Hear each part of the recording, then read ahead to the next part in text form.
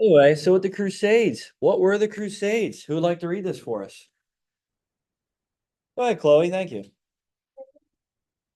Office conditions and Muslims in the Middle East between 1095 and 1291. Although the main goal of the Crusades was to control Jerusalem and deliver the Muslims, there are many reasons why European knights and others were willing to travel and fight a war in the Holy Land.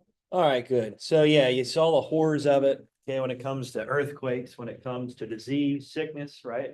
Famine, low food, right? And when it comes to just the fighting itself, right? The Crusades were brutal. Millions of people died in these holy wars that took place over a span of years, starting right around 10 in the 1090s and moving up to the 1200s. So you can see how brutal it was. Anyway, yesterday I did tell you to write something down, right? One thing I told you to write down. Right, when it comes to, I guess you could say the pros to it, I know it's hard to find any, but when it comes to Europe and Western Europe itself, what was one thing that was maybe good about it? What was one thing? It's like, you know what, this was actually not a total failure. What was it? All these kingdoms after Charlemagne empire breaks apart, right? You think, yeah, they get weaker, which they do. Well, there's one thing binding them all together. What was it, Jason? Christianity, religion, right? And with all these European kingdoms, even though they're breaking apart, even though they're going in their different directions, one thing is still uniting them together, and that is religion. That is Christianity, right? We'll talk about wars moving forward, a lot of wars moving forward. And well, obviously there's going to be a lot of conflict. But one thing again that united all these kingdoms way back when was Christianity. So they could see, right? One thing that's drawing them together. All right, in any case, did I talk about the Children's Crusade yesterday? The video didn't mention about this one. This is a wild story too. So as you can see, the brutality of the Crusades, again, there's more than 6, 7, 8 of them, right? All right, millions of people dying in them. One idea of the Pope was, how about we just try to kill them with kindness, right? Why don't we just try to take the Holy Land back by sending kids to Jerusalem, right? Kids are, oh yeah, cute. Okay, sure. Maybe these Muslim invaders, these Muslim raiders would just give up the Holy Land if they saw these kids coming in. Well, obviously the trip to Holy Land is pretty long, right? 3 years. So not a lot of kids even made it. But the kids that did show up to the doors, were they welcomed with arms wide open by these Muslim right now? They were slaughtered. So it wasn't a great idea, but it was actually a story about the Children's Crusade, which again is something interesting that you guys could have wrote about in your notes, which is pretty shocking, let's say. Okay. All right. So Chase, go ahead. Why were Europeans willing to fight the Crusades? Um, starting with the reasons or Read the part here and then even the quote, and then we'll move to the reasons. Okay. for centuries, Christian pilgrims traveled from Europe to Jerusalem. In the 11th century, however, the Seljuk Turks. Seljuk Turks, who were Muslims, began to interfere with these pilgrimages. 1071, the Seljuk Turks fought against the Byzantine Empire at the Battle of Manzikert. The Byzantines, who were Christians, lost. The Byzantine emperor asked the Christians in Europe to protect the empire from the Turks. In 1095, Pope Urban II called for a crusade against the Muslims to regain control of Jerusalem. To all crusaders, he gave his promise: all who die by the way, whether by land or by sea, or in battle against the Muslims, shall be immediate forgiveness of sins. All right, that was Pope Urban II. He initiated the first one. So anyway, the Seljuk Turks, okay, these are Islamic raiders, right? They attacked the Byzantine Empire, right? Again, the Byzantine Empire, they were Christian, right? What was it? The Pope's Christianity? No, it's a little different, right? They had an Orthodox twist to it. Anyway, as these attacks were ongoing, right, this was threatening Europe, threatening the Pope's ordered Christian, right, beliefs here in Europe. So this is why he issues the Crusades. Okay, so you guys know, like, oh, why did the Crusades start? Well, that's one of the biggest reasons, and we've been talking about it, right? We've been mentioning about how Islam's moving its way into parts of Europe. But now they actually set an attack on the Byzantine Empire. So that's something important to know. All right, anyway, we get the reasons here. The desire to take control of Jerusalem away from the Muslims. What is it? Religious, political, economic? Maybe a combination of both. Who knows? What is it? What we got here? Austin, go ahead. What do you write down? Political, All right, political, okay, I can see that, right? So let's face it, when it comes to Holy Land, you want to have that control, that gain of that land, right? Okay, good. Anything else here, Naomi? Religious especially, right? They want the Holy Land, yeah? Okay, they want to have this land here where all these biblical stories began, where they all started, okay? And how else can you be closer to God, right? Okay, if you capture the Holy Land, right? You can be one with God. You can express your religion and spread it to the all ends of the earth if you can control this land. Well, you could even say economic, right? You could, right? Let's face it, when it comes to a port right alongside the Mediterranean Sea, okay, moving close to where the Red Sea is, I know the Suez Canal isn't there just yet, but you could talk a little bit about economic. You could maybe explain why there might be means of trade, right? Resources that you can access. Now, let's face it, right? I know the map here is cut off here, but anyway, what's way out here?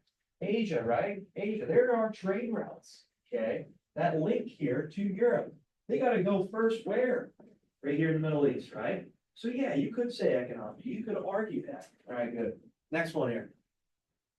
The belief that fighting in a crusade would give you forgiveness of sins. Okay, so when we broke down that quote here, Chase said about it, okay, obviously that's very, very important for a lot of these crusaders. Chase, religious, right? Definitely religious. So it's like, okay, you know what? I'm gonna partake in these holy wars, these events, and when it comes down to it, right, it is a religious means. Okay, you're gonna find your place in heaven. If you die, right? If you die.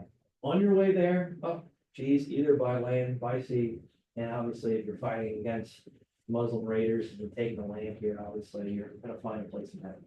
All right, good. The chance to travel and make money. So this is economic, right?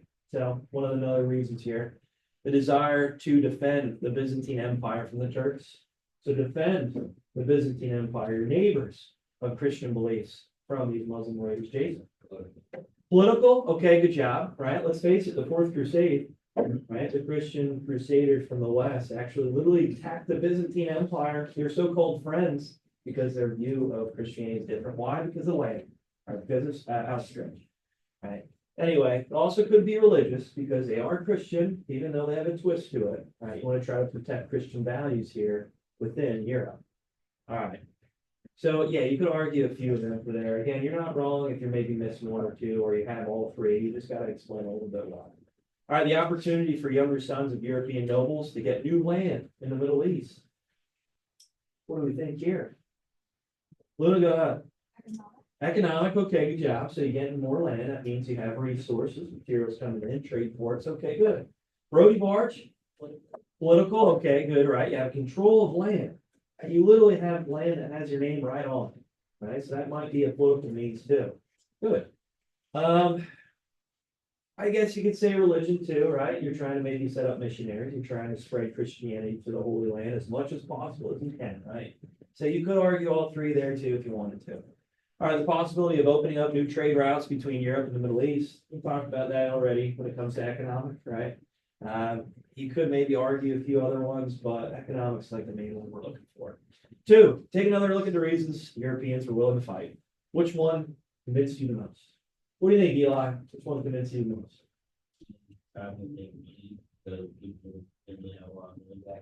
This guy here, money hungry, huh? Jeez, it's like he's placing bets down all the time on football. Okay, go ahead. And it's for like back then, not a lot of people had a lot of money, so it was looking at Yeah, see.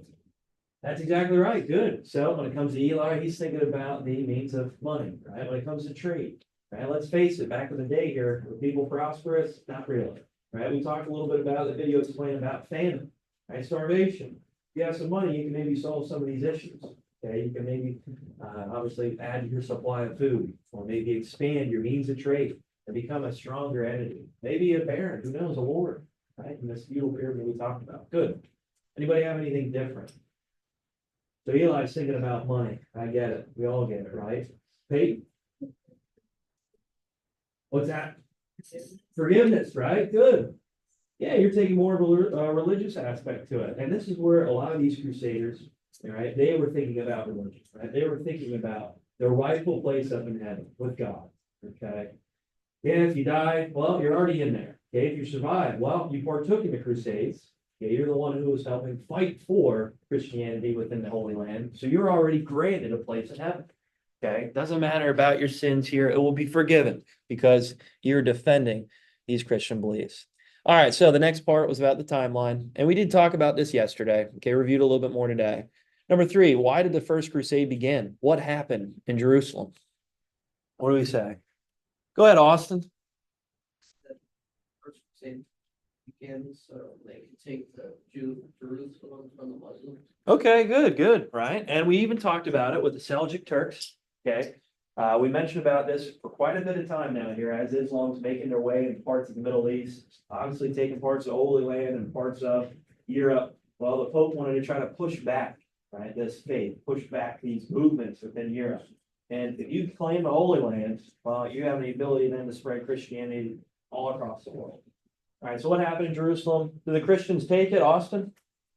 I just said the Crusader massacred the Jews, Christians, and others. Yeah, they did, right? I mean, when you think about these holy wars, when you think about these wars on religion, well, there's a lot of atrocities that went on, right? A lot of bloodshed, a lot of brutality.